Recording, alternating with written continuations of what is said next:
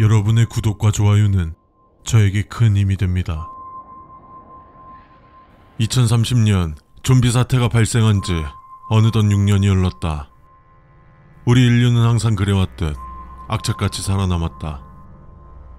그리고 이 끔찍하고 황폐해진 세상에 적응했다.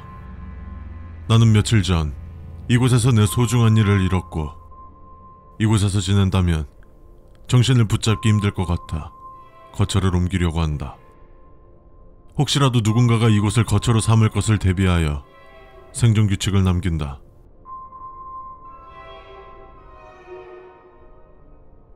내가 남긴 지난 메모를 봤을지 모르겠지만 혹시라도 이거부터 봤다면 이전에 남긴 메모부터 보길 바란다. 이거부터 봐도 상관은 없지만, 이곳을 거처로 삼는다면 인간에 대한 위험은 굉장히 낮다는 장점이 있지만, 인간의 발길이 닿기 힘든 만큼 흔히 볼 수 있는 좀비 개체들 외 특수 개체나 특히 동물 개체들도 많이 있다는 치명적인 단점이 존재한다. 반드시 내가 남긴 메모의 내용을 까먹지 말고 잘 기억할 수 있게. 첫 번째, 좀비를 떠나 가장 기초적인 생존을 위한 행동을 해야 한다. 사실상 집만 있을 뿐 그 외 나머지 모든 시설은 직접 운영해야 한다는 말이다. 근처에 나무가 많아 장작으로 보일러를 가동할 수는 있지만 장작을 구하기 위해 감염된 동물들을 조심해야 한다. 겉보기엔 멀쩡해 보여도 일단 경계부터 할 것. 두 번째, 근처 하수도가 하나 있는데 그곳에서 수엄렛 개체를 목격할 수 있다. 수엄렛은 쥐가 감염된 개체들인데 최소 20마리 이상 떼를 지어서 목격된다.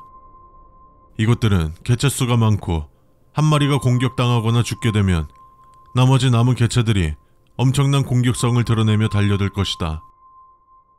하지만 안전을 위해서 반드시 제거해야 하며, 이들을 제거할 때는 총이나 칼 등 한 개체씩 죽일 수 있는 방법이 아닌 폭발물이나 화염 등 한 번에 처리할 수 있는 방법으로 제거해야 한다.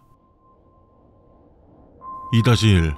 이들을 처리하기 전에 반드시 대피로를 확보해 놓아야 한다. 폭발물로 처리하게 되면 폭발음을 듣고 저 멀리 떨어진 개체들까지 몰려오기 때문에 폭발물이 터진 후 신속하게 이동해야 한다. 하지만 다행히도 이 개체들을 한번 제거하게 되면 최소 3개월 정도는 안심해도 괜찮을 것이다. 세 번째, 모기 개체는 이 절망적인 세계에 감염되지 않은 유일한 개체이다. 우리는 이 세계에서 살아남기 위해 모기를 연구하였고 충격적인 사실을 알게 되었다. 모기는 좀비든 사람이든 구분을 하지 않고 피를 빤다는 것이다. 이 말인즉 좀비의 피를 가지고 있는 모기에게 물린다면 좀비에게 물리지 않고 좀비 바이러스에 감염이 될 수도 있다는 뜻이다. 3-1. 모기에게 물리지 않도록 피부가 노출되지 않게 하는 것이 가장 좋지만 현실적으로 불가능하기 때문에 항상 과할 정도로 주변에 모기향을 피워주는 것이 좋다. 모기향이 없다면 나뭇가지를 태워 연기가 끊기지 않게 하는 것도 좋은 방법이다. 3-2. 모기 개체는 원래는 1년생이다. 하지만 간혹 가다가 다년생인 경우가 있는데 이 개체는 여러 좀비의 피를 가지고 있다. 이 치명적인 모기를 구별하는 방법은 수컷 모기처럼 큰 덩치를 가지고 있는 모기이다. 발견을 한다면 무조건 그 자리를 벗어나는 걸 1순위로 하며, 어쩔 수 없이 퇴치해야 한다면 새총이나 돌을 던져 배를 터뜨리도록 한다.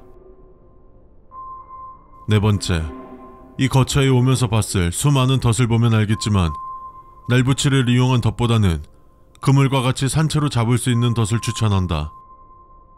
날붙이를 이용한다면 감염된 고라니 종인 자고라니의 경우 덫에 걸리더라도 격렬한 행동으로 신체 일부가 잘려도 달려들기 때문에 시간이 걸리더라도 그물형 덫 혹은 구덩이 함정을 사용하는 것이 더욱 안전하다.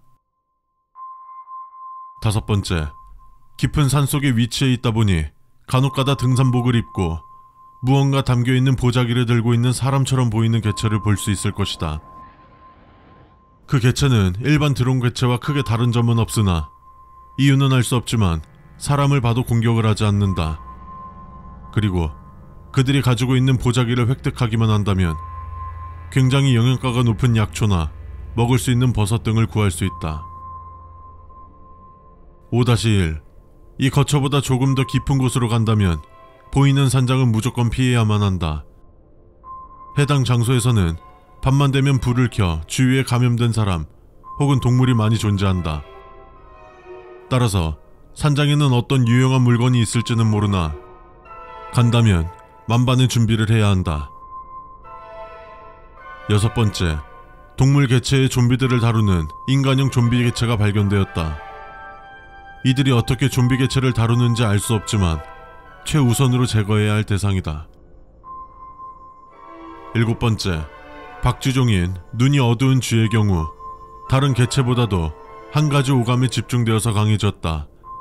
그래서 5마리가 한 마리처럼 움직이며 각 개체마다 담당하는 감각이 달라 구별하려면 비트 구별법이 필요하다. 각 종류마다 감각기관이 더욱 커지거나 더욱 많은 움직임을 보인다. 8번째, 존보어 개체는 멧돼지가 감염된 개체이다. 이 개체는 동물일 때의 습성이 완전히 사라지고 전혀 다른 특징을 보이는데, 먼저 어금니가 굉장히 커져서 마치 코끼리 상어와 같이 보이며 털은 회색빛이 도는 특징을 가지고 있다. 8-1. 존버어는 되도록 덫에 걸려서 굶어 죽게 놔둬야 한다. 외부로부터 큰 충격이 가해지거나 신체에 관통상이나 배인 상처가 나면 몸이 점점 부풀어 오르다 터져버린다. 이때 배출되는 가스와 혈액, 살점, 내장 등이 신체에 접촉이 된다면 해당 부위는 괴사가 진행되며 눈, 코, 입 등 신체 내부로 들어온다면 감염된다. 9번째, 이두사 개체는 머리가 2개 달린 감염된 뱀 개체이다. 우리가 흔히 아는 머리가 한쪽에 2개가 붙어있는 것이 아닌 앞과 뒤로 꼬리 부분 끝쪽에도 머리가 달려있다. 이는 흔한 돌연변이가 아닌 뱀이 좀비 바이러스에 감염되면 나타나는 특징 중 하나이며 이유는 알 수 없다. 9-1. 이두사의 앞머리와 뒷머리는 각각 다른 특성이 있는데, 앞머리는 보통의 뱀처럼 독리가 있으며 다만 독 대신 좀비 바이러스를 배출하고, 뒷머리는 독리가 없는 대신 톱날과 같은 약 60개의 이빨이 자라나 한번 물리면 바로 떼어내기가 어렵다. 그 사이에 앞머리를 돌려 좀비 바이러스를 주입한다. 9-2. 앞머리가 향해 있는 쪽으로 이동하며 앞뒷머리 구별은 뒷머리가 앞머리 비해 크기가 약 2배 이상 크다.